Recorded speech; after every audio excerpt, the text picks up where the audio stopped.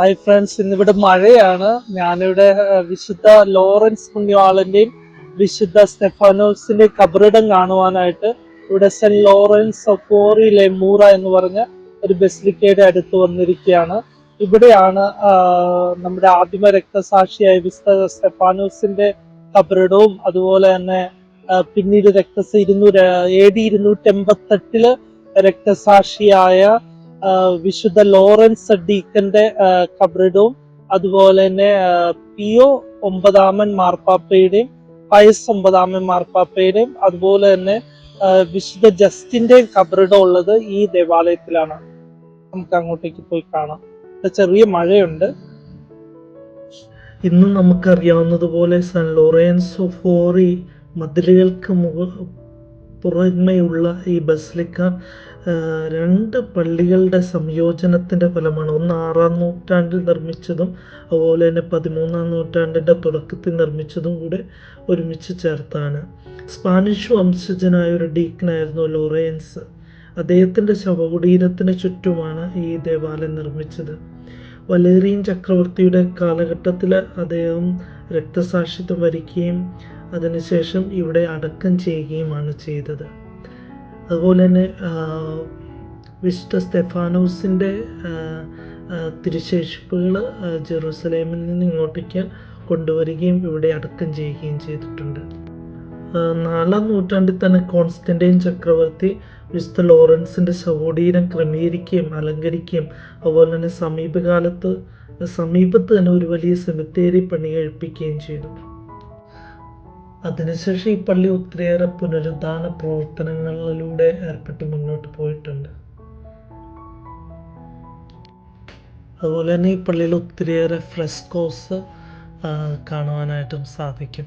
ഇന്നിപ്പോൾ ഒത്തിരി പേരുണ്ടായിരുന്നു ഈ ലോറൻസോ പള്ളി കാണുവാനും പ്രാർത്ഥിക്കുവാനായിട്ടും ഒരുപാട് പേര് വന്നിട്ടുണ്ടായിരുന്നു. ഈ പള്ളിക്കുള്ളിൽ കയറുമ്പോൾ തന്നെ ഒരുപാട് മൊസൈക്ക് വർക്കുകൾ, മാർബിൾ വർക്കുകൾ, ഭയങ്കര മനോഹരവും ശാന്തവും അതുപോലെ തന്നെ നിശബ്ദവുമാണ്. പ്രാർത്ഥിക്കാൻ പറ്റിയ ഒരു നല്ലൊരു ദേവാലയമാണ്. ഒരു പ്രത്യേക ആത്മീയ അന്തരീക്ഷമാണ് ഈ ദേവാലയത്തിൻ്റെ ഉള്ളിലുള്ളത്. അതിൻ്റെ മൊസൈക്ക് വർക്കൊക്കെ ഭയങ്കര ഭംഗിയാണ്. ഇതൊക്കെ എങ്ങനെ ചെയ്തെടുത്തു എന്ന് നമ്മൾ ചിന്തിച്ചു. അത്ര മനോഹരമാണ്. ഈ പള്ളിയിൽ നമ്മൾ കയറുമ്പോൾ തന്നെ വിശുദ്ധ ലോറൻസിൻ്റെ ഒരു മനോഹരമായിട്ടുള്ള രൂപം നമുക്ക് ഇടതുവശത്ത് കാണുവാനായിട്ട് സാധിക്കും. രക്തസാക്ഷി ആയതുകൊണ്ടാണ് ചുവന്ന വസ്ത്രം ധരിച്ച് അദ്ദേഹം നിൽക്കുന്നത്. അദ്ദേഹം നമുക്കറിയാം സിക്സ്റ്റസ് 2-ാം മാർപ്പാപ്പയുടെ കീഴിൽ ഒരു ഡീക്കനായിരുന്നു.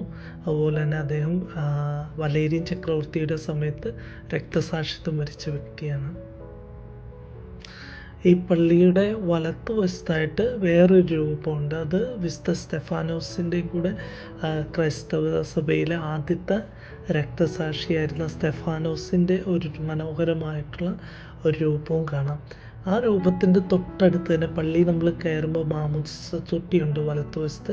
ഇടത്തുവശത്ത് മനോഹരമായിട്ടുള്ള ഒരു പഴയ ക്രൂശിത രൂപം കാണാൻ പറ്റും.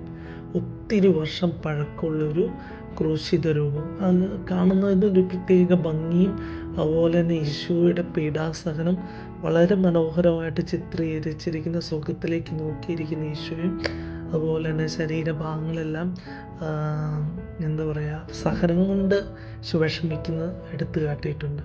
പിന്നെ എല്ലാവരും വെൽക്കം ചെയ്യുന്ന ഒരു തിരുഹൃദയത്തിൻ്റെ ഈശോ. അതിനുശേഷം ജോൺ പോൾ 2-ാം മാർപ്പാപ്പയുടെ ഒരു മനോഹരമായിട്ടുള്ള ഒരു ചുവന്ന ഉടുപ്പൊക്കെ ധരിച്ച ഒരു മനോഹരമായിട്ടുള്ള ഒരു രൂപവും അവിടെയുണ്ട്.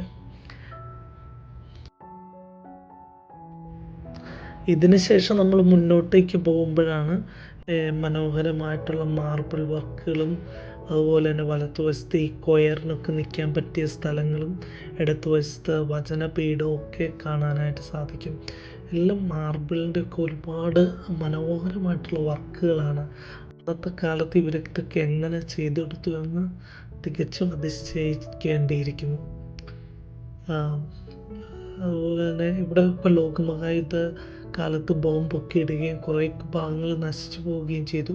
എങ്കിലും ഈ പള്ളി വീണ്ടും അവർ പുനരുദ്ധരിക്കുകയൊക്കെ ചെയ്തു. ഈ മെയിൻ അൾത്താരയുടെ കീഴിലാണ് വിശുദ്ധ സ്റ്റെഫാനോസിൻ്റെയും വിശുദ്ധ ജസ്റ്റിൻ്റെയും അതുപോലെ തന്നെ വിശുദ്ധ ലോറൻസിൻ്റെ കബറിടം, ഈ കാണുന്ന മെയിൻ അൾത്താരയാണെങ്കിലും ഭയങ്കര മനോഹരമാണ്. ഒരു പ്രത്യേക തരത്തിലുള്ളൊരു പള്ളി പോലെ ദേവാലയത്തിൻ്റെ ഉള്ളിൽ ഒത്തിരി നടയൊക്കെ കയറിയാണ് അൾത്താരയിലേക്ക് കയറുന്നത്. അതിൽ നിന്ന് നമ്മൾ താഴോട്ട് ഇറങ്ങുമ്പോൾ ആ മെയിൻ അൾത്താരയുടെ അടിയിലാണ് ഈ രക്തസാക്ഷികളുടെ കബറിടം സ്ഥിതി ചെയ്യുന്നത്. അവിടെ ഒന്ന് ഒത്തിരി പേര് പ്രാർത്ഥിക്കുന്നുണ്ടായിരുന്നു. ഞാനും കുറച്ച് സമയം ഇരുന്ന് പ്രാർത്ഥിച്ചു. ഭയങ്കരമായിട്ടുള്ളൊരു നിശബ്ദതയും ഒരു ആത്മീയ അനുഭവമായിരുന്നു ഈ ദേവാലയത്തിൻ്റെ ഉള്ളിൽ ഉണ്ടായിരുന്നത്. കുറേ പേര് ഇതിൻ്റെ ഉള്ളിൽ വന്ന് തൊട്ട് പ്രാർത്ഥിക്കുകയൊക്കെ ചെയ്യുന്നുണ്ട്. പിന്നെ ഞാൻ വീഡിയോ എടുത്ത് അവരൊക്കെ ഒന്ന് മാറിക്കഴിഞ്ഞപ്പോൾ പതുക്കെ പോയി ഇവിടെ പോയി പ്രാർത്ഥിക്കുകയും കുറച്ച് നേരം നിശബ്ദമായിട്ടിരുന്ന് പ്രാർത്ഥിച്ചതിന് ശേഷമാണ് വീഡിയോ പിടിച്ചെടുത്തത്. ഒരുപാട് തിരിക്കാലുകളുണ്ട്. അതുപോലെ തന്നെ ഈ കബറിടം നമുക്കറിയാം ഒത്തിരി പഴക്കം ചെന്നത് ഒരു കബറിടം ആയതുകൊണ്ടും ഭയങ്കര വിശുദ്ധരുടെയൊക്കെ കബറിടം ആയതുകൊണ്ടാണ് നല്ല രീതിയിൽ അവർ ഇരുമ്പ് ഇതൊക്കെ ഇട്ട് പ്രൊട്ടക്റ്റ് ചെയ്ത് വെച്ചിരിക്കുന്നത്. അതുപോലെ തന്നെ ഒരു ചുവന്ന തുണി അതിൻ്റെ മുകളിൽ വിരിച്ചിട്ടിട്ടുണ്ട്. ഇവിടെയാണ് വിശുദ്ധ സ്റ്റെഫാനോസും വിശുദ്ധ ലോറൻസ് പുണ്യവാളനും വിശുദ്ധ ജസ്റ്റിൻ പുണ്യവാളൻ്റെ എല്ലാം കബറിടം, അവരുടെ റിലിക്കുകൾ, തിരുശേഷിപ്പുകൾ ഇതിൻ്റെ ഉള്ളിലാണ്.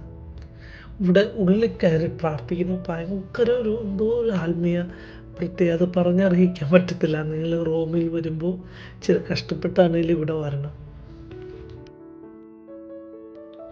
ഈ ദേവാലയത്തിനടിയിൽ ഒത്തിരിയേറെ കാറ്റക്കോംസ് ഉണ്ട്. ആദിമസഭയിൽ അടക്കം ചെയ്തിരിക്കുന്ന പല വിശുദ്ധരുടെയും കബറിടം. ഈ പള്ളിയുടെ അടിയിലേക്ക് പോയി നമ്മൾ വേണ്ടി ചെല്ലുമ്പോൾ നമ്മൾ ആ കബറിടത്തിൻ്റെ അടിയിൽ വീണ്ടും ഒരു ചാപ്പൽ പോലെയുണ്ട്. അവിടെയാണ് ഒരു പ്രധാനപ്പെട്ട ഒരു മാർബിൾ കഷ്ണം അവിടെയുണ്ട്. അവിടെയാണ് വിശുദ്ധ ലോറൻസിനെ രക്തസാക്ഷിത്വം വഹിച്ച് തീയിലിങ്ങനെ എരിഞ്ഞു കഴിഞ്ഞപ്പോൾ ആ ശരീരം എടുത്ത് കിടത്തിയ ഒരു മാർബിളിലേക്ക് കൊണ്ടുപോകുന്ന ഒരു കുഞ്ഞു ദേവാലയത്തിൻ്റെ അടിഭാഗമാണ്. ഈ മാർബിളിൻ്റെ മുന്നിൽ വന്ന് ഒരുപാട് വിശുദ്ധർ, ഒരുപാട് മാർപ്പാപ്പമാർ പ്രാർത്ഥിക്കുകയും ഭയങ്കര ഒരു പ്രത്യേക ഫീലിംഗ് ആണ് ഈ മാർബിൾ. അതിൽ രക്തത്തുള്ളികളൊക്കെ വീണ സ്ഥലമാണെന്നാണ് പറയുന്നത്. അതുകൊണ്ട് ഓരോ തുള്ളയൊക്കെ അത് ഈ ഗ്രില്ല് വെച്ച് കിടന്ന് മരിച്ചാണല്ലോ. ഇതിൽ തൊട്ട് പ്രാർത്ഥിക്കാനൊക്കെ പതുക്കെ പറ്റും നമുക്ക്. വലിയൊരു മാർബിൾ കഷ്ണമാണ്. ഇതിലാണ് ലോറൻസിനെ കിടത്തിയിരുന്നത്. ഈ അടുത്തൊരു വേറൊരു മാർപ്പാപ്പൻ പയസ് 9 കബറിടമുള്ളൊരു മനോഹരമായിട്ടുള്ളൊരു ചാപ്പലാണ്. ഇത് അടച്ചിട്ടേക്കുമായിരുന്നു. എന്നാലും ഞാൻ സൈഡിൽ കൂടി ഒന്ന് വീഡിയോ പിടിച്ചു. ഇവിടെയാണ് ഇത് പയസ് 9 അദ്ദേഹത്തിൻ്റെ ലോറൻസിനോടുള്ള ഭക്തി മൂലം ഇവിടെ അടക്കണം ചെയ്യണമെന്ന് ആവശ്യപ്പെട്ടു. ഈ മനോഹരമായിട്ടുള്ളൊരു ദേവാലയത്തിലാണ് അദ്ദേഹം വിശുദ്ധ ലോറൻസ് രക്തസാക്ഷിയായതിനു ശേഷം അദ്ദേഹത്തെ കിടത്തിയ മാർബിളിൻ്റെ മുന്നിൽ വെച്ച് നിങ്ങളെല്ലാവരെയും അനുഗ്രഹിക്കുന്നു.